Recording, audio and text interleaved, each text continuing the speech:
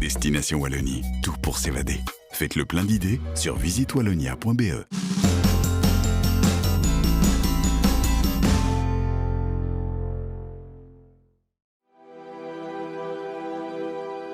Carmelina Ricotta, vous travaillez à l'Office de tourisme de Belleuil. Alors nous sommes ici à la mer de Sable. C'est une mer un peu particulière. Oui, tout à fait. Nous avons des fois des touristes qui nous appellent en nous demandant si on peut nager à la mer de Sable, mais comme vous le voyez, ça va être un petit peu compliqué. En fait, il y a bien longtemps qu'il n'y a plus d'eau dans cette mer de Sable. Elle a été complètement asséchée. Il y avait encore de l'eau jusqu'à la moitié du 19e siècle, mais depuis, donc, c'est une grande étendue de sable, mais qui n'est pas dépourvue d'intérêt, bien entendu, parce que c'est le paradis des promeneurs. Et alors justement, voilà, on est donc les pieds dans le sable, oui, mais entouré de bois, de forêt. Bois, oui, nous sommes donc dans la forêt de Stambruge. Et alors Stambruge, l'étymologie de Stambruge est Stambruge en vieux français, qui viendrait de étang de bruyère. Ça veut donc tout dire, rapprochement avec cette mer de sable. Donc on avait ici toute une étendue de bruyère également. Et donc dans cette forêt de Stambruge, eh bien, on peut faire énormément de promenades, aussi bien à pied qu'à vélo. On a des sentiers. Les enfants peuvent jouer, courir. Il y a une petite aire de jeu. Il y a même un petit espace barbecue.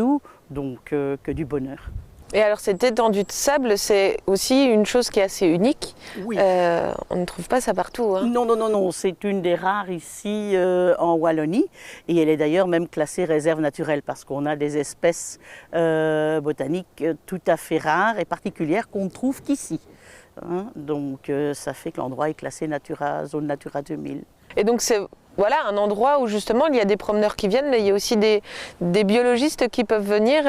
Il se passe des choses aussi à ce niveau-là. Oui, tout à fait. Ils viennent donc faire des études des différentes plantes, etc. Et on essaie surtout de les préserver parce qu'il y a une plante en particulier qui ne pousse qu'ici, à la mer de Sable, donc ici tout près de cette forêt de Stambruge.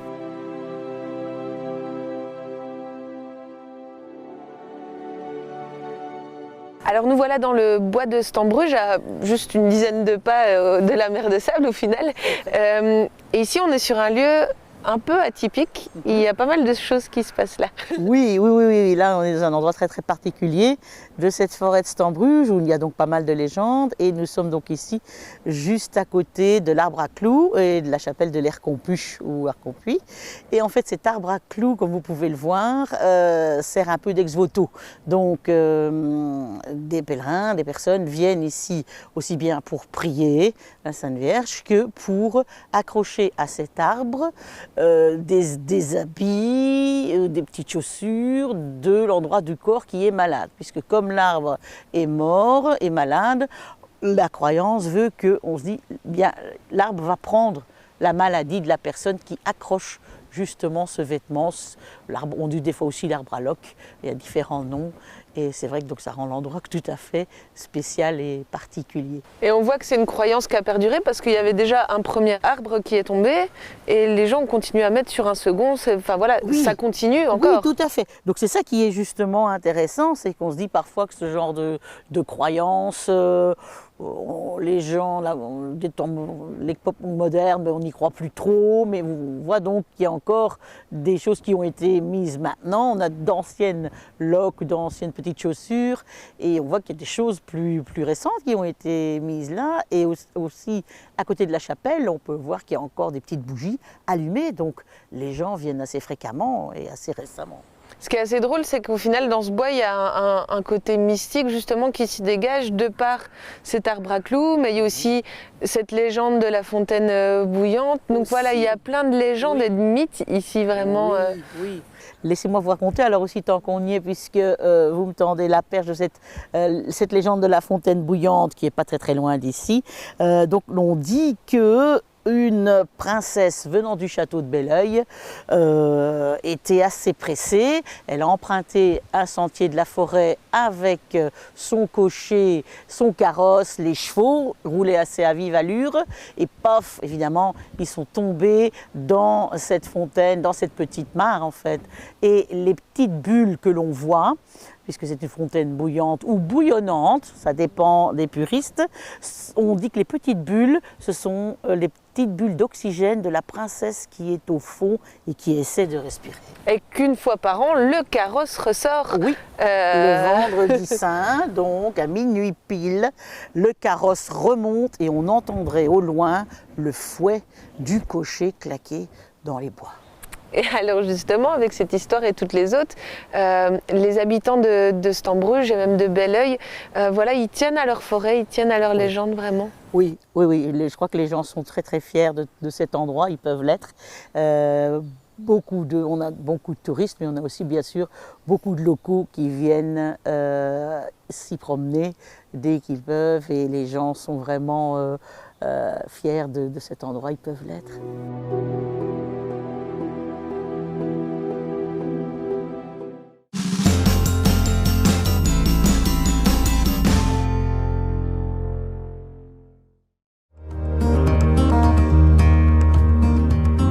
Bienvenue au Grand Large à Péronne. Cet endroit situé à quelques kilomètres de Tournai propose de nombreux loisirs. Et si on s'éloigne de quelques kilomètres à pied ou à vélo, il est possible de faire de belles balades en pleine nature. Situé à 15 km de Tournai, le Grand Large à Péronne est un véritable lieu de villégiature avec sa base nautique et son port de plaisance. Marilyn Masquelier, vous êtes guide ici. On sait que Péronne est devenue une base de loisirs, mais avant ça, il y avait aussi toute une histoire. Ici, Péronne, avec notamment l'écluse, c'était une zone importante dans la vie d'Antoine, et même jusqu'à Tournai, plus loin. Bien sûr, pour la batellerie, puisque le Grand Large que vous avez derrière vous a été inauguré en 1964. Et si vous voulez, c'est le confluent entre le canal Nimy-Blaton-Péronne et l'Escaut, puisque l'Escaut est quand même un maillon très important pour les réseaux non seulement belges, mais aussi néerlandais, allemands, la jonction avec le bassin Nord-Seine et la Picardie. Si vous vous embarquez à Dunkerque, par exemple, vous pouvez aisément aller jusqu'au Danube sans aucun problème. Aux abords de ce bassin d'expansion de 45 hectares se trouve un ancien canal construit il y a 200 ans. Alors nous voici ici le long du vieux canal. Oui. D'où il part et où est-ce qu'il mène ce canal? Alors c'est le canal Pomerol-Péronne qui a été creusé durant le premier tiers du 19e siècle. Donc à l'époque nous étions sous occupation hollandaise, sous le roi Guillaume Ier. Et c'est en fait un canal qui a permis d'éviter le passage par la France. Donc on ne devait plus payer de droits de navigation, qui était quand même assez important, du côté de Condé. Alors ici aussi d'ailleurs il y avait des chantiers de construction de péniches. Il y en a eu jusqu'à 6 chantiers navals ici sur Péronne. C'était un centre de batellerie important. D'ailleurs il y avait une fête de la batellerie en juin. Et le dernier chantier naval est plaqué évidemment. Le dernier bateau est sorti en 1972, si mes souvenirs sont exacts. Mais de ce chantier naval, donc, qui a été quand même créé en 1850, bien sont sortis environ 1000 bateaux. Et durant les années 50, on y a construit des barges, d'immenses barges, qui étaient envoyées en pièces détachées à Léopoldville, donc Kinshasa. Sur place, elles étaient remontées pour parcourir le fleuve Congo. C'est un canal qui est très fréquenté, qu'on aime pour son côté quiétude, zénitude dirons-nous, qui est très ombragé, parce que les premières péniches étaient tirées par des hommes, puis par des chevaux. Donc on a planté énormément d'arbres le long de ces rives pour obtenir un peu plus d'ombre. Donc on peut encore sentir un petit peu l'atmosphère voilà, d'il y a une centaine d'années. Ici, le long de ce canal, il n'a pas vraiment été dévisagé, il n'a pas vraiment changé. Non, il a bien gardé son intégrité, absolument. C'est un endroit magnifique, à proximité finalement. On n'est pas obligé d'aller au canal du Midi ou autre. Il y a le canal ici, Pomerol-Péronne. À vélo, à cheval ou à pied, l'ancien canal, long de 26 km, est un lieu à découvrir pour les amateurs de balade au bord de l'eau.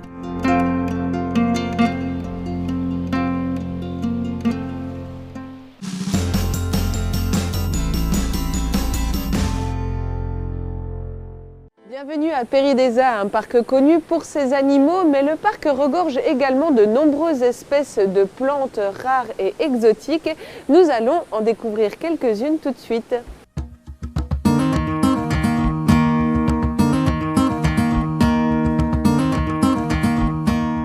Créé en 1994 et installé dans le petit village de Cambron-Casteau, non loin d'Ath, Péridesa, anciennement appelé Paradisio, n'a cessé d'évoluer et de s'agrandir. Si le parc rassemble quelques 7000 animaux, il a vu également pousser et fleurir plus d'1 millier de plantes réparties sur une 70aine d'hectares.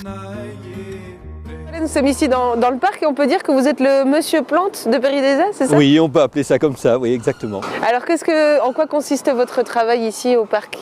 Alors mon travail est un petit peu complexe dans la mesure où le parc représente un petit peu tous les mondes possibles présents sur Terre.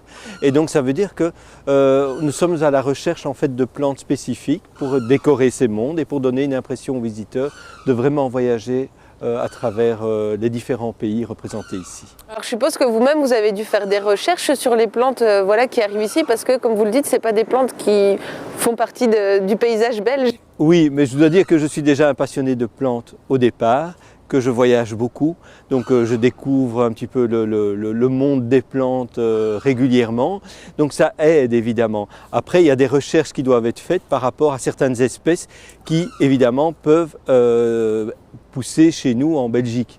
On doit représenter parfois des paysages comme ici, l'Australie par exemple.